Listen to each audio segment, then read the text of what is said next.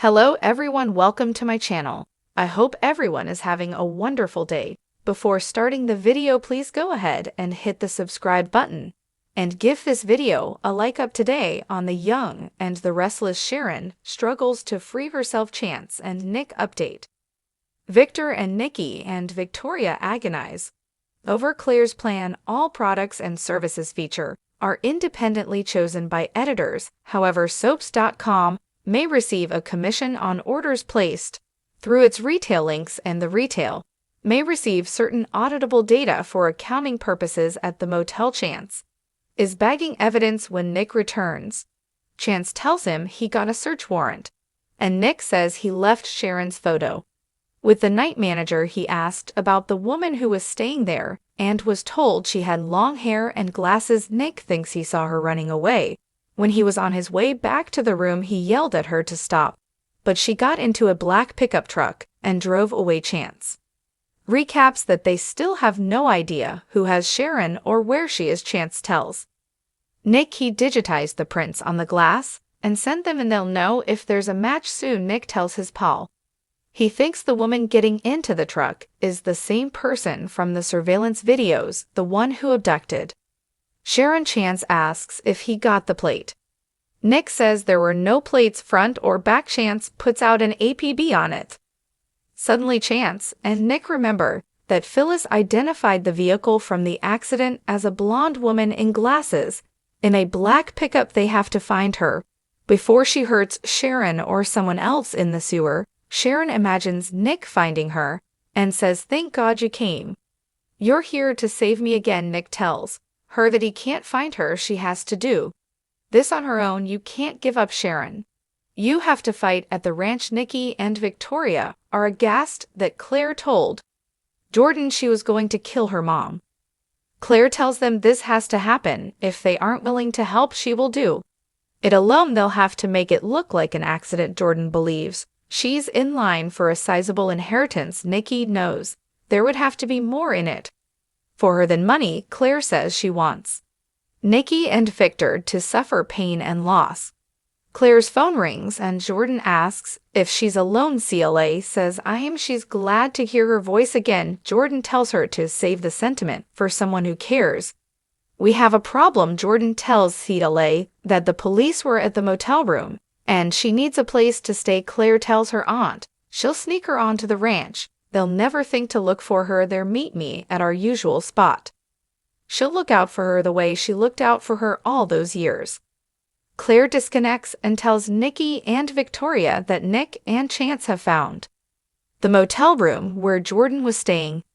Nikki refuses to have that woman on the ranch, but Claire insists it's the best way and that she has everything under control. Victoria hollers that she doesn't like any of this at all. Claire guesses she doesn't like her using the tools Jordan gave her. Victoria says it's not her fault. There's just a coldness to her that's unfamiliar. Claire says it's required. Jordan has to die. Victoria protests that this was supposed to be behind her. Claire gets that she's horrified. But if they don't do this, how many more lives will Jordan take? She took Harrison from his bedroom and made him fear for his life. No one deserves that. Nikki knows Jordan is a threat as long as she's breathing. Claire says they have to end this. Nikki has an idea. Get your coats. Victor peers out from the upstairs landing as they trio exits the house at the Tack House. Victoria reports that the kids are at sleepovers and Cole's in New York for work. Nikki's glad he doesn't know what they're doing. They go over Claire, seeing this as the only way to deal with Jordan. The only way they can capture her is through Claire. Nikki says they have to keep moving forward. Victoria wants to bring Nick and Chance in on this. They can tell them where Claire is meeting her. Nikki asks, what if Jordan figures it out and gets away? She wishes she could go back and let Jordan die from the poison. Victoria isn't about killing a woman in cold blood. How can they live with that? And how can she pretend to support her daughter as she plans to murder someone? At the park, Claire tells Jordan, I'm here. Jordan is surprised she didn't bring the police or Victor and his goons. She has major trust issues. Jordan needs to look in her eyes and make sure she had nothing to do with the unwanted guests. At her motel room, Claire sits and looks at her aunt, satisfied. Jordan grunts. Maybe Claire tells her on everything will be oak, the way they always should have been. She goes on about the new ones being all pretense and hypocrisy. Jordan muses that if she didn't tip them off, there's only one other person who could have done that. Claire says your friend Jordan rants that she opened her heart to him.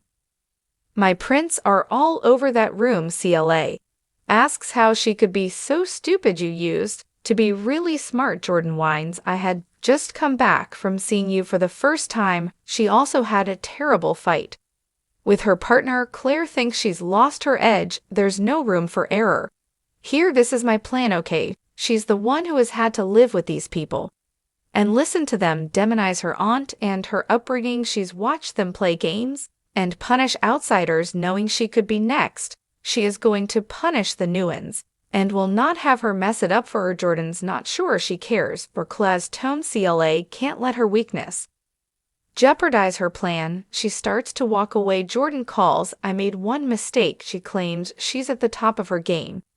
She's been blowing around Geno City for weeks, and no one has spotted her. Claire says, except me. Jordan says that's what she wanted. Claire has been honest with her about her feelings, but you're holding back. She's willing to kill her own mother, but Jordan is holding back.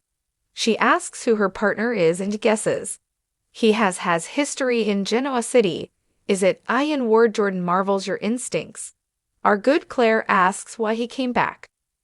Jordan says Maria Copeland. Claire guesses he wants to reconnect with Maria the same way Jordan wanted to with her. She warns her aunt not to blow this at the motel. Chance tells Nick they got the results back on the prints. It's Jordan. He learns that someone else is in her cell. Nick grits that she's out and working with Y&R. He answers he's calling his father. The entire family is in danger at the tack house. Victoria laments that it took Claire so long to feel safe. Nikki counters that she'll never feel safe as long as Jordan is alive. She'll keep coming back with deadly intentions. Victoria hates the idea of Claire having anything to do with that woman. It drives her to desperation and darkness. She deserves to be happy. Nikki admits part of her wants to go through with it. Would it be so wrong to do what CLA wants? Victoria rants that Jordan is unpredictable and vicious. The idea of her being in their home makes her sick. She wants to tell Cole, but Nikki warns against it. She concedes that both Cole and Victor would be furious if they knew what they were about to do. They go over there being no other way. Nikki tells Victoria she can finally protect CLA. Jordan has to be dealt with, and whatever happens after that, we will get through it in the park. Claire thanks Jordan for telling her that Ian is her partner. It's important they trust each other. She asks if Ian's the one who helped her get out of prison. Jordan says they met and found they were kindred spirits with a common cause. Big surprise. He was more concerned about connecting with Maria than my needs. Claire doubts he has a prayer connecting with Moria, who has no place in her heart for him. She, however, knows how lucky she is to have Jordan back in her life.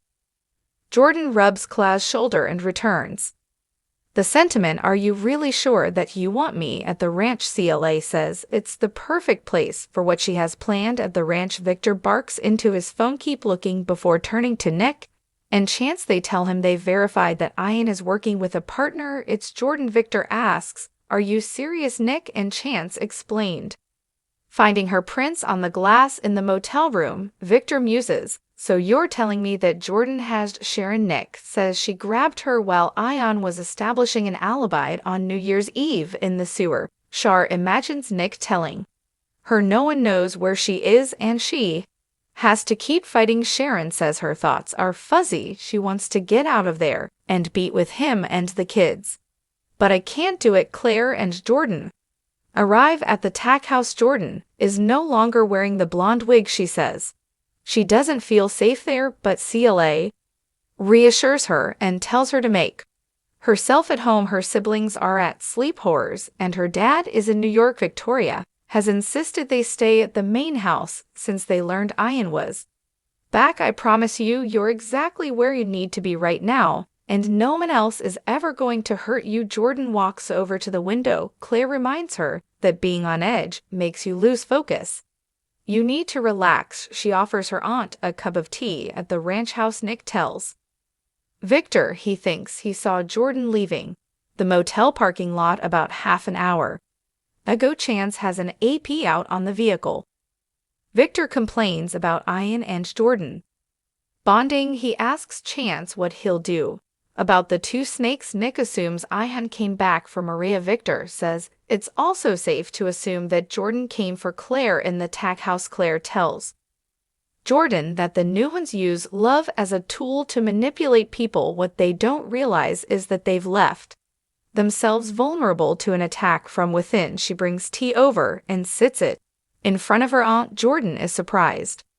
She has all the ingredients. CLA reminds her she's been missing their time together. She's tired of playing them.